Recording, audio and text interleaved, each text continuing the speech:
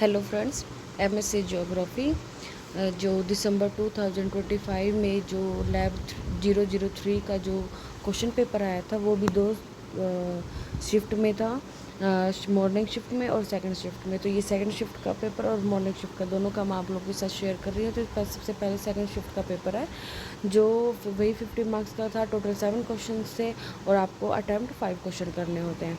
तो ये पहला क्वेश्चन था जो कोऑर्डिनेशन रेफरेंस सिस्टम से रिलेटेड था, जो प्रोजेक्ट से रिलेटेड होता है। इसमें आपको थ्योरी कर रही थी। फिर सेकंड था जियो रिफ्रेंसिंग, जो शायद जून 2025 में भी आया था। तो आप जब भी लैब के एग्ज़ाम की प्रिपरेशन कर रहे हैं तो आप प्रीवियस ईयर जो क्वेश्चन पेपर है वो ज़रूर याद रखते जाए, क्योंकि कुछ क्वेश्चन रिपीट हो जाते हैं।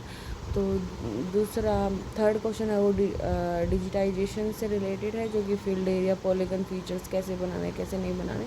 फिर ओपन स्ट्रीट मैप से रिलेटेड क्वेश्चन आया था। फिर हॉटस्पॉट एनालिसिस था, जो QGIS के थ्रू जो सॉफ्टवेयर है उसके थ्रू हमें बनाना था। ठीक है।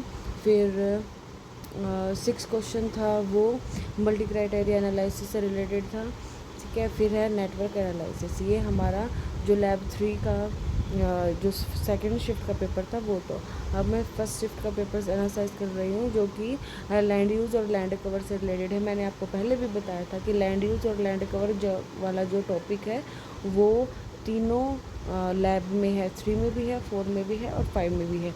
तो 3 में जो प्रीवियस ईयर में हम जून 2025 का देखेंगे तो उसमें भी आया था और इसमें भी आया है। तो जो फर्स्ट शिफ्ट में आया है, सेकंड शिफ्ट में नहीं आया था, फर्स्ट शिफ्ट में आया है। तो लैंड यूज़ और लैंड कवर से रिलेटेड था। फिर कनेक्टिविटी एनालिसिस से रिलेटेड क्वेश्चन आए हैं। ठीक है। फिर विक्टर डेटा वगैरह ले रही है, जो कि GIS से रिलेटेड है। तो उसमें सॉफ्टवेयर में कैसे करना है कैसे नहीं करना है वो आप जब प्रैक्टिकल बनाएंगे तो उसमें आपको पता चल जाता है। फिर है ग्राउंड कंट्रोल पॉइंट से रिलेटेड था। ट्रांसफॉर्मेशन जो वही जियो रेफरेंसिंग और transformation geo referencing scan map करना था वही। फिर है डीम से रिलेटेड था, डिजिटल एलिवेशन मॉडल। ठीक है। फिर है generate the organ estimations matrix से रिलेटेड था। और फिर ये हाइड्रोलॉजिकल मॉडलिंग से रिलेटेड था। तो प्लीज़ आप जितने भी एग्ज़ाम की तैयारी कर रहे हैं वो अपना प्रीवियस पेपर ज़रूर याद करके जाएं। और आप फाइनल ये देख के जाएं कि आपको जैसे 5 क्वेश्चन अटैम्प्ट करने हैं, 1 क्वेश्चन 10 मार्क्स का है, तो 10 मार्क्स में आप कितना लिख सकते हैं, तो वही याद करके जाएं। क्योंकि ये जो लैब है वो आप जितने भी टर्म वगैरह है ना याद घर करके ले, लेकिन जब एग्जामिनेशन हॉल में बैठते हैं तो वो टर्म हम भूल जाते हैं।